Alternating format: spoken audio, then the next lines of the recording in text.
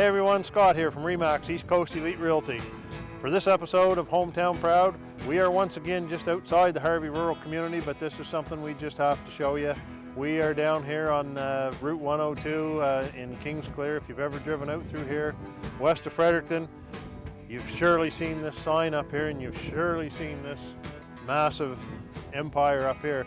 This is a really, really cool one that you really don't want to miss. We're going to go in, we're going to sit down and talk with the president, Cody Howell, and just super fantastic guy to talk to. So let's go see what Howell Ventures Sure Grip is all about. We're inside the lovely boardroom here at Howell Ventures, and we are sitting here today with the president, Cody Howell. Thank you for sitting down and taking the time to do this. Happy to do it. So I guess the first thing, the obvious, describe to people where we're sitting. Where are we location-wise? Well, we're in Upper Kingsclear. We're in the St. John River Valley, so about 1 kilometer from the Mazaroil Settlement Road, I guess. And this is my great grandfather's old farm, and so this land's been in the Howell family for a little over 90 years at this point. And when my dad decided he wanted to start a business and start a family and build a house and everything, he bought a bit of land off of my grandfather, some of the family land, and started it here. And so this is where I grew up, and this is where my where the business was established, and we've just kind of continued to grow it here. Nice. So let's start with you. And you have a family yourself? Children, I do. wife? Yeah. So so my wife and I have been married for 15 years. And we have 4 kids, 3 girls and a boy. So we have a 11-year-old, 9-year-old, and 4-year-old girls, and then our son just turned 6 a few weeks ago.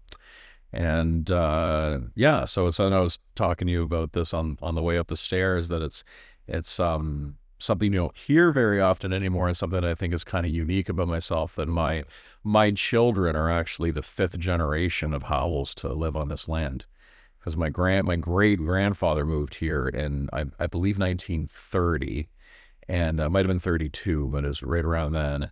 So my great grandfather lived here. My grandfather lived here. My dad spent the first 8 or 9 so years of his life on here. When the dam went in, the homestead where they lived on was underneath the floodplain, so they lost all of that, and they built the road. So for about a good 20 years or so, the land was uninhabited. And then when my dad decided to build a house, he wanted to build it on the family land. So he built his shop, and then he raised his family here. So I've lived here my whole life. And then when it was time for my wife and I to decide where we wanted to live, it was a pretty obvious choice to me. So now I live here, and I have my kids here. And so yeah, the roots go pretty deep. They do. So we won't go back 5 generations, or we'll be getting into an awful history lesson, as interesting as it may be. But let's go back. Let's take it back to your dad. Yep. Because I remember your dad vaguely, and so let's just spin back to him. He was the one. He must have had a vision. Just give us a little history and story on your dad. Yeah, I mean, it was kind of he had jobs, like when him and my mom first got married, he had a few jobs. He worked at Apple Color Labs, developing photographs in Fredericton, and he ended up at a company that was kind of a government venture called World Tech, and they were actually the ones. So they had a mandate from the government to build a ramp system, a lift, and hand controls. So that it was kind of a government venture, arm's length type thing, and it ended up not doing well, and so Dad lost his job there. He got laid off from there, and they had sort of started the hand control thing, and he had there was a discontinued design for something called a push rock hand control from a man out in British Columbia. And he had made it for a while, and Dad had used it and loved it, and he went to get more controls from this fellow, and he had discontinued it he decided pursue other ventures. And Dad said, well, this is the best hand control on the market. This could really help a lot of people. You've got something here. And he said, if you don't want to do it, can I pick this up and run with it? And he did. And he saw that vision. He understood that something that was better for him would also be better for, anybody else with similar needs, right? And it just kind of took off from there. And that was in 1986. And he just kept at it, right? And just kept on growing his company. And a lot of people who live in this area remember we had a fire in 97. So the house and the shop burned down in 97. And then we rebuilt and we moved into the new house on December 21st, 1997. So the house was not nearly ready. My older sister and I didn't even have a bed, but my mom refused to spend Christmas in a hotel. So it was very important to my mother that we were in our home for Christmas. And so she moved us in a little bit before it was ready. But, and then, we've just sort of been adding on to the shop since. As I showed you on the tour, there's kind of, several different expansions that have gone on. We're in the midst of another expansion currently. And, it's just up and up. So, and I was just talking about this with somebody the other day, and I was telling them how even within his lifetime, and Dad, it'll be 3 years in November since we lost Dad. It's gone by quickly, but even in his lifetime, the company had become way more than what he ever thought it would be. He thought that that he'd just be puttering away, making a few hundred hand controls in his garage. Like, he started a company to support his family. He basically thought he was going to be, him, maybe another couple of people helping him out, but he basically was expecting to get like a paycheck out of it type thing, right? I mean, for him, the notion of selling these all over the world and being the top company in North America and one of the biggest companies and having, multiple departments and, 60, 70, 80 people on staff. And that was not on his radar at all when he started the company. That wasn't a part of his vision.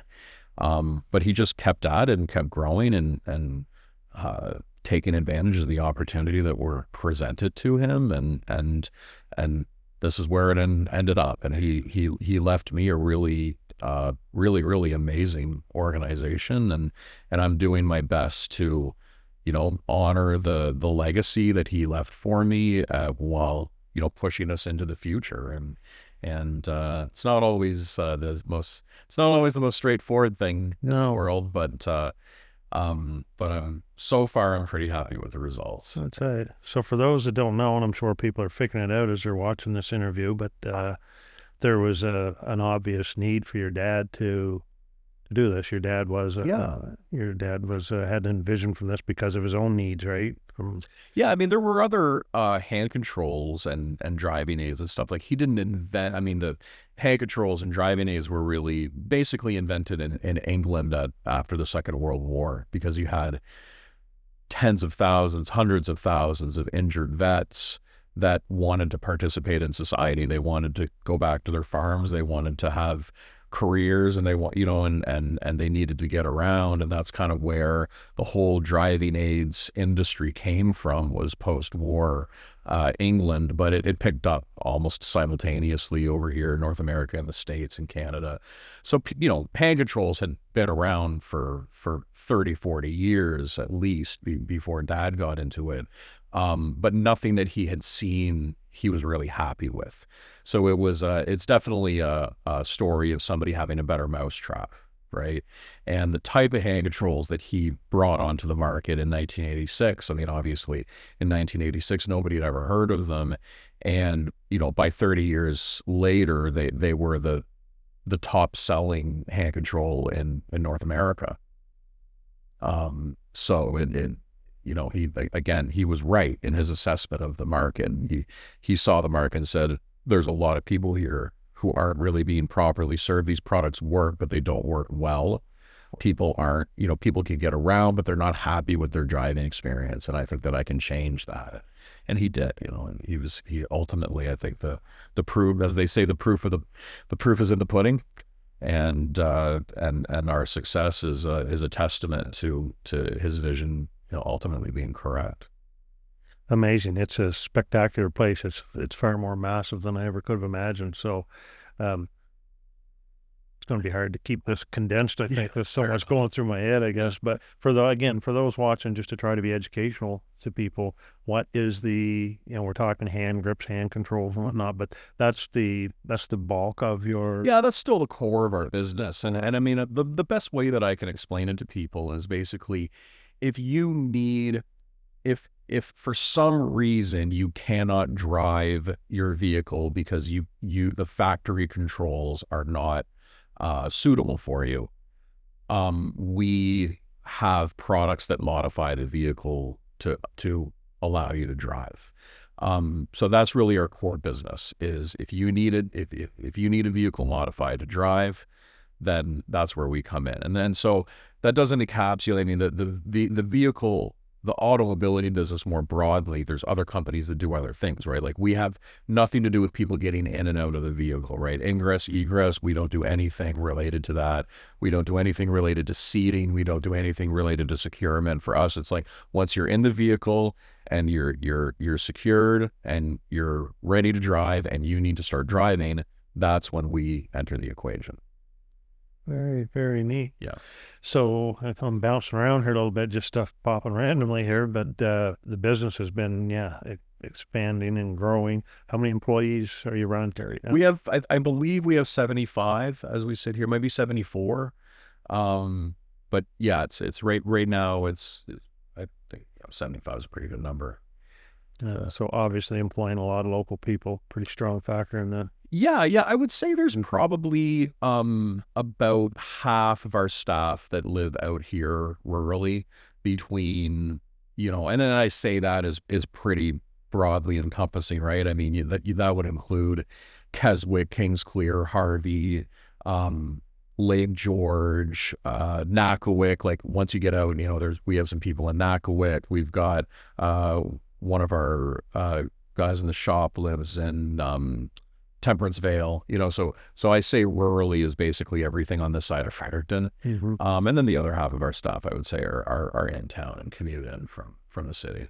Okay. Yeah. So you grew up with this. I mean, I've done enough math and numbers here to put things together that you were obviously basically born into this. Yeah. As your dad was taking it through its growing stages. Yeah, the business wasn't even a year old when I was born. So it seems like an obvious transition for you, but did you ever have anything else in mind growing up? Did you ever see yourself sitting here? No, yeah, I did. I never saw myself anywhere else, honestly. I mean, even from a young age, and I reflect on that, and I don't necessarily know why. I never wanted to be a policeman, never wanted to be a fireman, never wanted to be a dinosaur. I just wanted to be the president of Howell Ventures. I loved talking shop with my dad. I mean, I'm talking from a young age. I'd come home from school and I'd ask Dad, what happened today? How was business today? And right. And like, I was asking him that really as far back as I can remember. And, I mean, I started working in the shop when I was about 5. And, my first job was popping popcorn because, Dad was he was just a creative person, and he solved problems creatively. That was a very consistent aspect of his personality.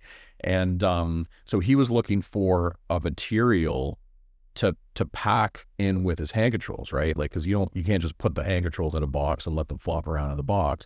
You have to have packing material, and packing peanuts were expensive. And so he would fill the boxes with popcorn. So it doesn't happen very often anymore, but I still run into people who have been in our industry long enough that they'll tell me, I've been selling sure grips so long, I remember when they came in boxes full of popcorn. And, but it was cheap. It was compact. You didn't have to store these massive boxes of packing peanuts, right? You just had to store the kernels. And we had a little plywood bin, and it had 4 of those. You don't see them around much anymore, but the popcorn makers where you pour the kernels into the top and they've got that hot plate that spins. Yeah. So there's 4 of those mounted to this thing. And my first job for Hello Ventures is I would go in and I would flick on all 4 of the popcorn poppers and I would put the kernels in. And when they were done, I would put the kernels back in and I would pop popcorn until the bin was full. That was my first job.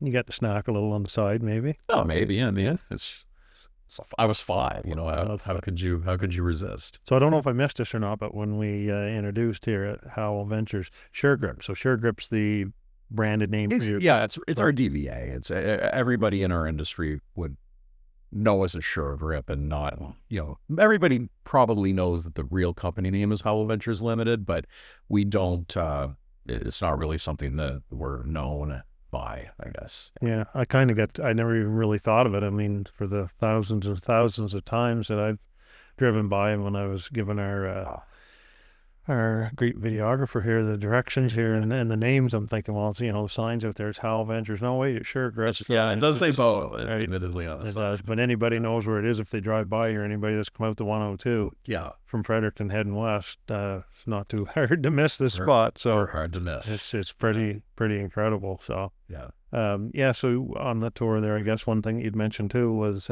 you actually have a spot here where you'll actually do stuff to vehicles. You have vehicles. I see some vehicles out in the dooryard. Yeah, and that's only something really that we've been doing for I think 8 years now. And we always sort of dabbled in it, and we more helped people out locally and stuff. But then, about 7 or 8 years ago, we decided that we were going to take it really seriously, because there wasn't really anybody in Atlantic Canada really that was a dedicated automobility specialist. And in order to do a good job with automobility, you really have to know what you're doing. You have to have that mix of, you know, having vehicle knowledge, because you're working with cars and you can't do anything that's going to, you know, hurt the vehicle, but you need the fabrication ability. You need to understand electronics, because vehicles are so electronically based now. You have to be able, you know, so there's a mechanical side, there's a fabrication side, there's a know-how side, there's just a lot of different disciplines that kind of converge to be able to do automobility properly. And there really wasn't anybody doing that. And so we thought, hey, let's step up. Let's really, instead of just doing things basically for my dad's buddies or for people that heard about us word of mouth, let's get accounts with, you know, suppliers in our industry. Let's you know, we created a separate corporate entity. We really, you know, took it seriously, right? And it's grown a lot. There was definitely a need for that, and now it's, you know, something. I mean, we sell everything from hand controls, which we make, to, you know, fully converted lowered floor minivans and trucks and SUVs, and we're selling them all over the Maritimes, or all over Atlantic Canada, I guess, because we do send some to Newfoundland sometimes, and that's been a really fun, interesting venture. So this is our plastics department. So we're the only shop in Atlantic Canada that can build an injection molding tool. So when you make plastic parts, you have to make a mold first, right? And then you got to throw it in a press and shoot the plastic into the mold. So there's a few companies that do molding in terms of they'll actually do, you know, they have the presses, but to actually create the tools, we're the only company in Atlantic Canada that does that. Yeah, so basically, we used to do aluminum insert, but now we're just molding the thread. When you're not used to seeing molds, like I remember when I first started getting into it, I was always really surprised at how large the mold had to be for the size of the part that it was spitting out. You know, I figured to spit out a part like this, you'd need a mold like this big, but this weighs a couple thousand pounds. You're basically constructing something that's as complicated as an engine, but you're doing it custom every single time. It's a really, it's quite a thing. So, yeah, so Tim here, and the issue, one of the challenges is, like, because the molding industry doesn't exist on the East Coast, so like Tim, I had to convince him to move here from Windsor, Ontario, because that's the mold capital of North America. And Tim, Windsor would be the mold capital of North America, right? I mean, there wouldn't be any individual town. No, like Windsor, Detroit. Windsor, Detroit, yeah. Yeah, so that's really the mold capital of the Western Hemisphere. And Tim spent 25-ish years there, and then I convinced him to come and head up my department here. And then my other tool maker, Darren, wherever he is, he's also from Windsor. So they've come here, and and now we're like building up some homegrown talent, right? Now we're teaching people from the ground up. You know, Josh is somebody that, and Al that you just met there, like they had no background in molding or machining or anything before coming here, and we're sort of building up that homegrown talent. So I guess a little bit of a glimpse into the future. I'm sorry. Sorry, guys. No, there's somebody on the other side of the door. Break the camera. So this is an expansion that we've built over the last year and a half. And so the plastic shop is going to run into here. So this is all going to be additional space for the plastic shop. This walled off area in here is going to be our quality department. And then on the other side of that partition is we're going to move all of our powder coating and finishing and everything into there. We do a lot of R&D in here, and because we install, so outside of the manufacturing side of it, we're also a full retail automobility shop. So we're the only automobility shop really that's left in Atlantic Canada. So we sell like fully converted vans. We do all kinds of seating solutions, securement solutions. So we install a lot more than just the things that we make. Obviously we install the things we make too, but we're a full service automobility shop. So we sell converted vans to Newfoundland and Cape Breton and Halifax and St. John and Moncton, and we cover all of Atlantic Canada on that side of things. That's why when you came up the driveway, you would have seen like 10 or 12 minivans sitting there. Well, those are all minivans that have had the floors cut out of them and had ramps integrated into them and the floors lowered and all of that stuff for use of people with disabilities. Yeah. And so this shop is where we do all of that work to our customers' vehicles. And then we also do a lot of just bench testing and like Jacob there, he's one of my engineers and he's developing a new product for us. So he comes down here to work on that and build his prototypes and do all that kind of stuff. The main CNC machining area of the shop. So this is where all of our raw materials come in here, and they're either parted on the bandsaw or they're cut on the water jet table, and then we do the machining either on our machining center or our turning center. Unfortunately, the lathe, we've had this for 10 years, and we found out a couple of days ago it needs a pretty major repair, so it's looking like we're going to have to pull that whole spindle off of it and send it to somebody in Ontario to rebuild it. But it's got about 22,000 hours on it, so I mean we run this thing pretty hard. And then I've just got kind of some part storage here. And then this is the powder coating area. So we don't paint anything, we basically powder coat everything. Mm-hmm. So this is where things get racked up on the jigs, they get cleaned, they get put into the booth to get sprayed down, they get put in the oven to cure, they come back out, and then Rob, we call it Rob station, the pre-assembly station. Yeah. So then this is assembly. So basically everything, once it's machined, welded, powder coated, whatever, it comes in here, it gets put on these shelves. And then we also have all the stuff that we outsource all of our, we don't make our own nuts and bolts and things like that, right? So you have all kinds of things that we bring in from suppliers.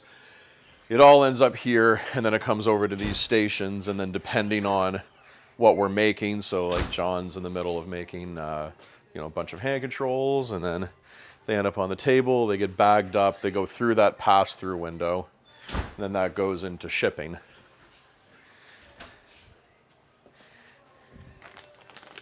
Normally there'd be a van in here, so that was one of the main reasons we dedicated this space. This used to be my electronics department. I moved the whole electrical department out and put them upstairs because we wanted a space large enough that we can actually pull in a van, deploy the ramp, and that's something else that's unique. Nobody else in Atlantic Canada has that. And it's really nice because if you're delivering a van to somebody in February and you want to show them how it works and everything, you don't want to do it outside, True. right? So it just gives us that ability to take care of our customers a bit better. And 3D print for rapid prototyping. We 3D print for production. We just got this machine actually last week. This is a new guy.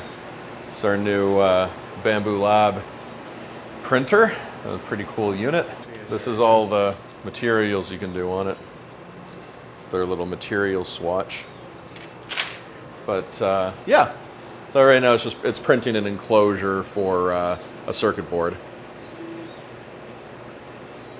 So right now we're still doing a bunch of test prints on it just to see what it can print, what it can't, kind of what quality we can get out of it. Like I'm seeing some funkiness happen in the corner here, so it's peeling up off the build plate and that's causing some issues. So yeah, we're still kind of determining.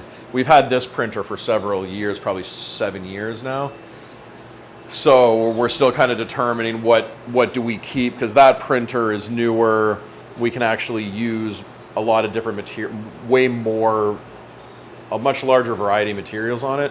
So we can print things for less, it's less expensive, but we have to kind of qualify, okay, well, what can we still get the quality out of, and can it function properly? Is it strong enough? Is it, all of those things. Kind of 2010, 2011s where 3D printing really became mainstream. I mean, before then, it was mostly just academics or, like a little 3D printer like that in the early 2000s would have been $100,000, $200,000 machine, right?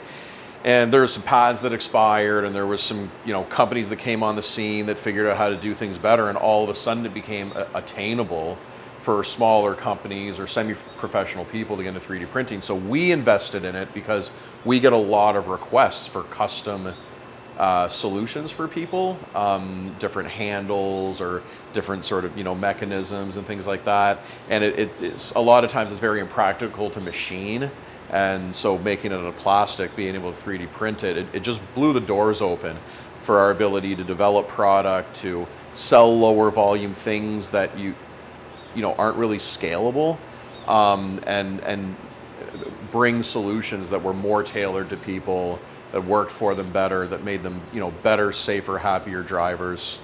So yeah, I mean, we invested in that. I think we bought our first 3D printer 12 or 13 years ago now. And the first one we ran into the ground, and then we replaced it with this guy. And then we got this one to supplement it. And then we got our resin printers, and then we just got this one. And actually in November, there's 5 of us going to Germany, because the largest 3D printing conference in the world is in Germany. And we're going to go to that for a few days, because I'm really interested in dramatically increasing the amount that we use additive manufacturing at this company. I think it's the future for a lot of what we're looking to do. So this is kind of a sneak peek. It's impressive, and I'm really proud of what we've built here. In terms of the way that we've used additive, but it is just the start of what we're gonna do. And we've been able to, provide a service to not only our community locally, but, I mean, we're Maritimers, so I think we feel connection to just other Maritimers in general. I think there's I don't know if that's unique in Canada or not, but I a lot of times I actually describe myself as a Maritimer. I don't even say I'm from New Brunswick. I'm like, I'm a Maritimer, right? So it doesn't matter if you're from PEI, if you're from whatever, Cavendish or North Sydney or Yarmouth, or I consider you one of my people, right? So and so I think we've been able to provide. I'm so sorry. We've been able to provide a service to that broader, maritime community that wasn't really there before. Yeah. Good old East Coasters. Oh yeah. Right? Yeah. For sure. So, yeah, so you're obviously a pretty integral part of the community here, but and it sounds like, I think you used the best word, legacy, that you're carrying on a legacy here. And Yeah. it's just hard to believe. So what do you see for the future? What, yeah. I mean, it's a lot of I'm hoping to grow internationally. We've done really well in North America. We do have some decent international partnerships. New Zealand really sticks out. We do really well in New Zealand. We've got a couple of distributors in some other areas in Mexico and South Korea that represent us in those markets as well. Recently, we opened a distributorship with a distribution partner that's based in Glasgow in Scotland, and they're covering the United Kingdom. So we've been in the United Kingdom officially since January. That's something that, took a year and a half or so to put together. But, and so there's a lot of really exciting things happening there as well. And so it's kind of a mix between, I want to grow internationally. I think that just like we provide a better service and a better product for, our current customers in North America, I think that's true of the world. I think we have a lot to offer people globally, and that's one of the things I'm really gearing up for. That's why I've invested quite heavily in the equipment to be able to scale our manufacturing, and we have 6 engineers on staff now, right? So having an engineering department that can really develop products to those high international standards, especially the standards that you'd find in Europe and places like that. And really just bring this out into the world. And so it's kind of a mix between bringing out new products, which is obviously a part of the strategy, and there's going to be all kinds of things that will come, bring out that are new and innovative, but also bringing what we already have out into the world and into new places, and really truly becoming a global company, I think is a top priority of mine over the next 5 years. So you manufacture, so there's a lot of stock things that you have, like they're just standard that would be manufactured on a regular basis, and items. So our manufacturing is kind of an interesting mix between sort of a standardized product and custom. Our standardized product meet the needs of a large percentage of our customer base, but then one of the reasons why being a company that makes its own things is really important to me is that we don't have to limit ourselves to things that are just off the shelf. And so we are constantly customizing things for people, and like that's, I showed you the 3D printers earlier. That was a big motivation for purchasing that and getting into 3D printing and investing in the in-house knowledge to run them, and everything was to be able to tailor our products to meet people's needs a lot more effectively. But yeah, we're an end-to-end company. We do our own design, our own manufacturing. We bring raw material in one door and we spit finished product out the other side. So we do raw material processing, CNC machining, conventional machining, welding and fabrication, powder coating, assembly, electronics assembly. We do all of our own design. We do all of our own assembly, and we shove the stuff out the door. So it really is a true end-to-end company. We're very vertically integrated in that sense. It's amazing. So somebody or someone, company or individual, someone needed something or wanted something specific, there was an idea out there for it. You technically have the capability to take that right from the ground and think it through and engineer it, design it, and we can create 3D designs of it and review things in 3D. And then if there's things that actually need to be manipulated and looked at, and how does this mechanism work, we can hit print and have that part the following day, right? So our turnaround times are really quite impressive, and in terms of how quickly we can make something and get it out the door, and we can just do cool things. We can just help people in these really unique ways. Like even right now, a project we have going on with a client in the state of Alabama. They have a customer with above elbow amputation. So he has what's called a residual limb, basically at the point of amputation, and when people have limbs amputated, it often results in a very uniquely shaped residual limb, right? Like it's not like they're a uniform, consistent shape, right? And so we've actually been able to take a CT scan of his residual limb and then turn that into a step file, which is basically just a digital shape, right? And we've reversed engineered that and we're able to 3D print a cup to put on his steering wheel so he can steer with his residual limb. And that cup, I mean, like to the millimeter matches matches the shape of his arm, and there's no other limb in the world that's shaped like that, right? And we can literally reverse engineer a custom orthotic for this gentleman from his CT scan from the hospital. Oh, right? amazing. So it's really incredible what we've what we're able to do and the ways that we're able to help people and break down those barriers. And I mean, at the end of the day, people, regardless of their physical capabilities and regardless of their age and regardless of all of those other things, like, people just want to live life on their own terms, right? And the unfortunate thing is that we just don't live in a world that's built for everybody, right? If you have certain physical limitations or disabilities, the world can be can be full of barriers. And as a company, that's really, at the end of the day, our core mission is we just want to remove barriers, right? We just want to participate in the removal of barriers that are in the way of people living life on their own terms. Mm-hmm. And if you have an accident and you have a spinal cord injury, or you're born with some sort of a congenital condition or something like that, I mean, that should not be a death sentence to your dreams and your ambitions, right? And that's really where we come along. So we view ourselves as partners with our clients. They bring the dreams, they bring the ambitions, and we just bring the products that are needed to break down some of those barriers and open up the avenues that they need to get around and get to where they need to go to pursue whatever it is they want to pursue, right? Family life, athletics, education, careers, travel, whatever, whatever you're into, we're on board for it. It's incredible. Yeah. That's a very dynamic part of a very unique industry, for sure, situation. Again, bounce around all over things here, but so much keeps going through my mind. But this place is massive. I drive in here and look at it. How many square feet are we sitting on here? It's about 30,000 ish, I guess. It's kind of, the building's shaped in such a weird way.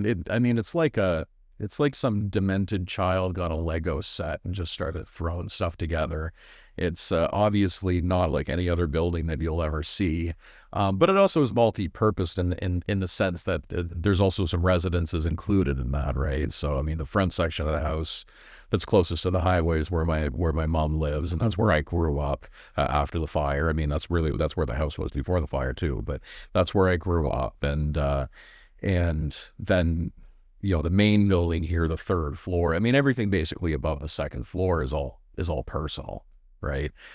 So there would be a solid, 6,000 or 7,000 square feet of the building that is for the personal use of the Howell family, and then the rest of it is for the shop and offices and engineering and all of that. So obviously people can find you, all over the place, I guess. But for those that actually want to get physical with it, showroom here, people can drive in. So people can look at your. Yeah, if anybody has any automotive, automobility needs, if needs a vehicle modified or anything like that, they can come see us. The other thing that we do that's unique in Atlantic, Canada, is we rent accessible vehicles as well.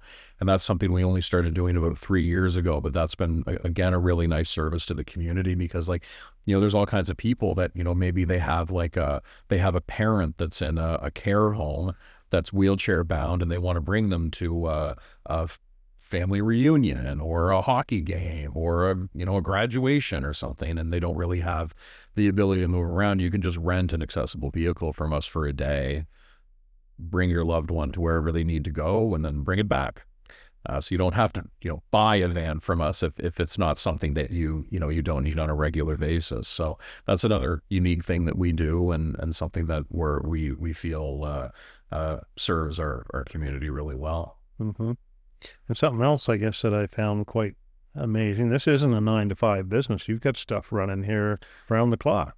All day, every day. Yeah, we have a weekend shift. We have an overnight shift. We have too much demand for to only run the shop 9 to 5. It just, we wouldn't be able to keep up with everything that we're trying to build. Yeah. Incredible. Yeah. It's quite a, so do you ever give tours here if someone were to stop by, is anything that could be Oh arranged? yeah, for sure. I mean, a lot of times I'm not available at a moment's notice, but I do encourage people. I mean, the amount of conversation I have said that to hundreds of people in my life, and hardly anybody ever takes me up on it. Because it's quite often that I run into somebody, and obviously what you do for work comes up, and that's just a natural conversation. And more and more, we were like I was saying earlier, it's kind of interesting that 15 years ago I kind of had to explain what I did. And now, and I think it's just by virtue of the growth of the company and how, the size of the building, you can see it from the road, more and more people, I don't have to explain it to them. What I do, they know already. And they, oh my goodness, oh, you're the Sure Grip guy. Or right? Like, I get that. And I always tell people, I say and I'll give them my business card and I say, just reach out. Like if you're that curious about what we do, I'm happy to have you stop by and give you a tour. Or, I'm always up for that. I'm very proud of what we've built here, and I'm happy to show it to people whenever they so choose. And the other thing too is we're unfortunately not able to do it this year for just scheduling reasons, and I'm going to be out of the country and stuff. But every second year or so, we have a community event here where we'll bring in Greens Catering, and we get Sky Designs there on the Hamel Road to do a fireworks display for us. And we just invite the whole community. We say, hey, if you want to see what the shop is, what we do, what we're up to, and when we do group tours of the shop and stuff, and try to kind of bring the community together and show people what we do here. And so not this year, so it's going to be fall of 2026. We'll have you'll start seeing on the local Facebook pages and stuff. We'll do some promotion, and we'll have another community event here at the shop for anybody that wants to stop by. Well, that's cool. Keep that one in mind for sure. Yeah. Anyways, well, look, we'll wrap it up. I've taken up enough of your time, but thank you for being so gracious with it. Absolutely amazing. I'm blown away. Oh, thanks. I hope that everybody watching learned something. I know I sure did. So, thanks, Cody. Yeah, much appreciated. It's a pleasure. Thank you.